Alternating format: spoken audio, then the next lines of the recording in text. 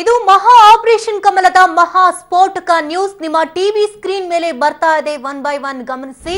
BSY take over ಮಾಡಿದ್ರ ಆ ಮೂವರು ನಾಯಕರು. ಹಾಗಾದ್ರೆ ಆ ಮೂವರು ನಾಯಕರು ಯಾರು, ಏನಾಗ್ತಾ ಇದೆ ನೋಡೋಣ. ಇದು ಮಹಾ ಆಪರೇಷನ್ ಕಮಲದ ಮಹಾ ಸ್ಫೋಟಕ ನ್ಯೂಸ್. ಬಿಎಸ್ವೈ ಟೇಕ್ ಓವರ್ ಮಾಡಿದ್ರ ಆ ಮೂವರು ನಾಯಕರು. ಹಾಗಾದ್ರೆ ಆ ಮೂವರು ನಾಯಕರು ಯಾರು? ರಾಜ್ಯದಲ್ಲಿ ಯಡಿಯೂರಪ್ಪ ಎಲ್ಲವನ್ನ ನೋಡ್ಕೊಂಡು ಸುಮ್ಮನೆ ನೋಡ್ಬೇಕಾ?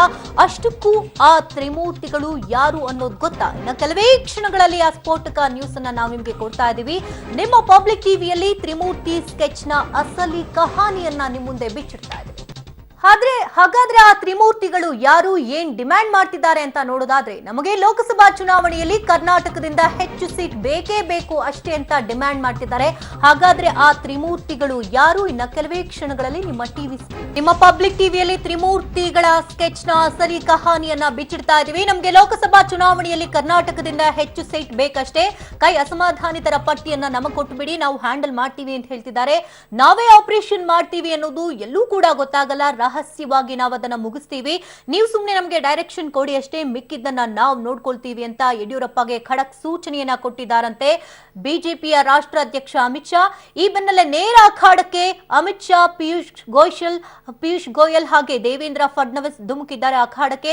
ಈ ಮೂವರು ತ್ರಿಮೂರ್ತಿಗಳಿಂದ ರಾಜ್ಯ ರಾಜಕೀಯದ ಮೇಲೆ ಹದ್ದಿನ ಕಣ್ಣನ್ನ ಇಡಲಾಗಿದೆ. ಈಗಾಗಲೇ ಮೂವರು ನಾಯಕರಿಂದ ಆಪರೇಷನ್ ಕಮಲ ಶುರುವಾಗಿದೆ. ಯಾಕಂದ್ರೆ ಈಗಾಗಲೇ ರಮೇಶ್ ಜಾರಕಿಹೊಳಿ ದೇವೇಂದ್ರ ಫಡ್ನವೀಸ್ ಅವನ್ನ ಭೇಟಿ ಮಾಡಿದ್ದಾರೆ ಅಂತ ಕೂಡ ಹೇಳಲಾಗ್ತಾ ಇದೆ. ಪಿಯೂಷ್ ಗೋಯಲ್ ಬಳ್ಳಾರಿ ಗ್ಯಾಂಗ್ ನೋಡ್ಕೊಳ್ಳೋದಾದ್ರೆ, ಬೆಳಗಾವಿ ಗ್ಯಾಂಗ್ ನ ಆಪರೇಟ್ ಮಾಡೋದಕ್ಕಾಗಿ ದೇವೇಂದ್ರ ಫಡ್ನವೀಸ್. ಒಟ್ಟಾರೆ ಆಪರೇಷನ್ ಕಮಲದತ್ತ ಉಸ್ತುವಾರಿಯನ್ನ ವಹಿಸಿಕೊಂಡಿದೆ ಬಿಜೆಪಿ ರಾಜ್ಯಾಧ್ಯಕ್ಷ ಅಮಿತ್ ಶಾ. ಇನ್ನಷ್ಟು ಡೀಟೇಲ್ಸ್ ಅನ್ನ ಕಲೆ ಹಾಕೋಣ. ನೇರ ಸಂಪರ್ಕದಲ್ಲಿ ರವೀಶ್ ಇದ್ದಾರೆ.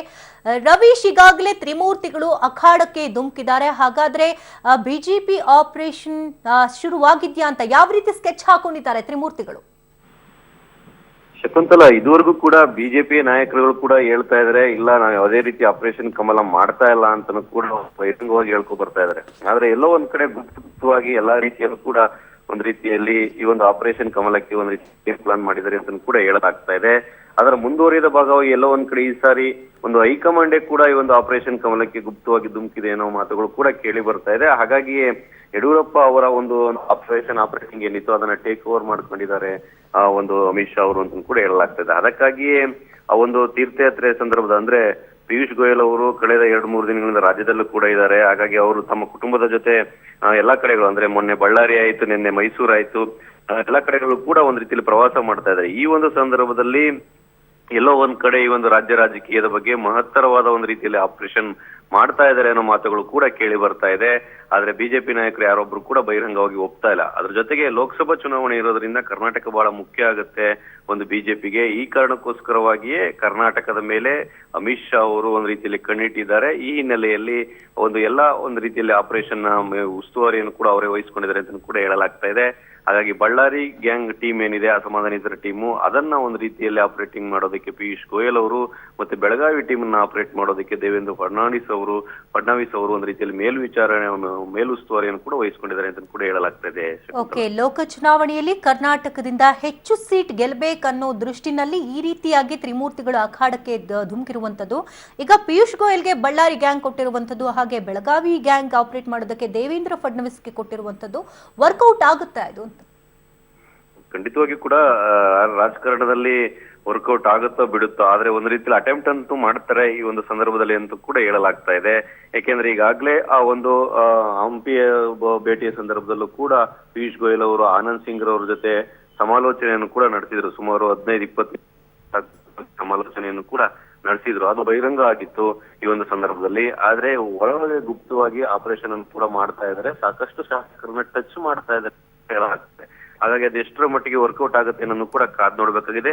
ಎಲ್ಲದಕ್ಕೂ ಕೂಡ 2-3 ದಿನದಲ್ಲಿ ಸ್ಪಷ್ಟವಾದ ಒಂದು ಚಿತ್ರಣ. ಬಿಜೆಪಿ ಸಾರಥಿಯನ್ನ ಓವರ್ಟೇಕ್ ಮಾಡ್ತಾ ಇದ್ದಾರಾ ತ್ರಿಮೂರ್ತಿಗಳು? ಎಲ್ಲೋ ಒಂದ್ ಕಡೆ ಯಡಿಯೂರಪ್ಪನವರು ಸೈಡ್ ಲೈನ್ ಆಗ್ತಿದ್ದಾರಾ ಅಂತ?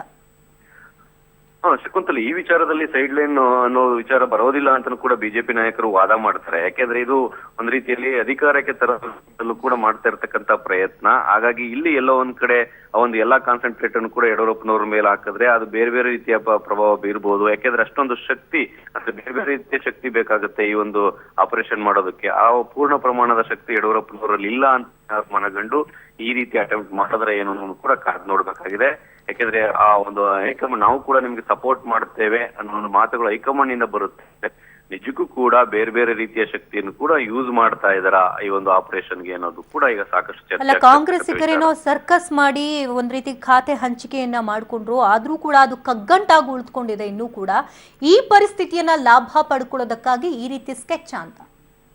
ಖಂಡಿತವಾಗಿಯೂ ಕೂಡ, ಯಾಕೆಂದ್ರೆ ಸಚಿವ ಸಂಪುಟ ವಿಸ್ತರಣೆ ಪುನರ್ರಚನೆ ಸಂದರ್ಭದಲ್ಲೂ ಕೂಡ ಆಗಿರ್ತಕ್ಕಂತ ಒಂದು ಪ್ರತಿ ಒಂದು ಲಾಭವನ್ನು ಕೂಡ ಅಸಮಾಧಾನದ ಲಾಭವನ್ನು ಕೂಡ ಪಡೆದುಕೊಳ್ಳೋದಕ್ಕೆ ಬಿಜೆಪಿ ಒಂದು ರೀತಿಯಲ್ಲಿ ಪ್ರಯತ್ನ ಪಡ್ತಾ ಇದೆ. ಬಹಿರಂಗವಾಗಿ ಇಲ್ಲ ನಾವು ಅವ್ರನ್ನ ಟಚ್ ಮಾಡ್ತಾ ಇಲ್ಲ, ಅವ್ರ ಹತ್ರ ಹೋಗ್ತಾ ಇಲ್ಲ, ಅವ್ರು ರಾಜೀನಾಮೆ ಕೊಟ್ಟು ಬರ್ಲಿ ಅನ್ನೋ ಮಾತುಗಳನ್ನು ಕೂಡ ಬಿಜೆಪಿ ನಾಯಕರುಗಳು ಕೂಡ ಹೇಳ್ತಾ ಇದ್ರು ಕೂಡ ಎಲ್ಲೋ ಒಂದ್ ಕಡೆ ಗುಪ್ತವಾಗಿ ಅವ್ರನ್ನ ರಹಸ್ಯವಾಗಿ ಅವ್ರನ್ನ ಟಚ್ ಮಾಡುವಂತ ಪ್ರಯತ್ನವನ್ನು ಕೂಡ ಮಾಡ್ತಾ ಇದ್ರೆ. ಜೊತೆಗೆ ಎಲ್ಲರ ಕಣ್ಣು ಒಂದ್ ರೀತಿಯಲ್ಲಿ ರಮೇಶ್ ಜಾರಕಿಹೊಳಿ ಅವರ ಮೇಲೆ ಇದೆ. ಹಾಗಾಗಿ ರಮೇಶ್ ಜಾರಕಿಹೊಳಿ ಇವತ್ತು ಮತ್ತೆ ನಾಳೆ ಅವರ ನಿರ್ಧಾರ ಏನು ಅನ್ನೋದು ಕೂಡ ಅಂತಿಮವಾಗುತ್ತೆ ಅಂತ ಕೂಡ ಹೇಳಲಾಗ್ತಾ ಇದೆ. ಹಾಗಾಗಿ ಎಲ್ಲ ಒಂದ್ ಕಡೆ ಬಿಜೆಪಿ ನಾಯಕರು ಸಾಕಷ್ಟು ಒಂದ್ ರೀತಿಯಲ್ಲಿ ಸರ್ಕಸ್ ಮಾಡ್ತಾ ಇದಾರೆ ಅಂತಾನೆ ಹೇಳ್ಬೋದು. ನೋಡೋಣ ತ್ರಿಮೂರ್ತಿಗಳ ಸ್ಕೆಚ್ ಫಲಿಸುತ್ತಂತ. ಥ್ಯಾಂಕ್ ಯು ರವೀಶ್, ತಮ್ಮೆಲ್ಲ ಡೀಟೇಲ್ಸ್ಗಾಗಿ.